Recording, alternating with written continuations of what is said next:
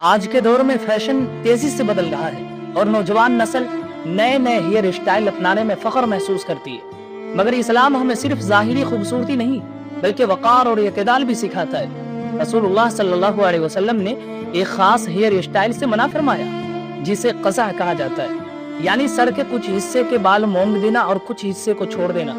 صحیح بخاری کی روایت ہے، نہا رسول اللہ صلی اللہ علیہ وسلم عن القزع، رسول اللہ صلی اللہ علیہ وسلم نے قزع یعنی سر کے کچھ حصے کے بال مونڈنے اور کچھ حصے کو چھوڑ دینے سے منع فرمایا۔ بعض روایات میں دجال کی ظاہری شکل کا ذکر بھی آتا ہے کہ اس کے بال گھنے اور گھنگریالے ہوں گے۔ صحیح مسلم کی روایت ہے، رسول اللہ صلی اللہ علیہ وسلم نے فرمایا، ان الدجال رجل قصیر افحج جعد الشعر، دجال ایک آدمی ہوگا، اس کے بال گھنگریالے ہوں گے۔ یہ احادیث ہمیں یہ نہیں سکھاتی کہ ہر گھنگریالے بال والا شخص برا ہے، بلکہ یہ سکھاتی ہے کہ مومن کو اندھی فیشن پرستی سے بچنا چاہیے۔ اصل خوبصورتی یہ نہیں کہ ہم ہر ٹرینڈ کو اپنا بنا لیں اور اس کے پیچھے بھاگنے لگے، بلکہ یہ ہے کہ ہمارا انداز سنت کے مطابق ہو، محمد رسول اللہ صلی اللہ علیہ وسلم کی سنت کو ہم فالو کریں۔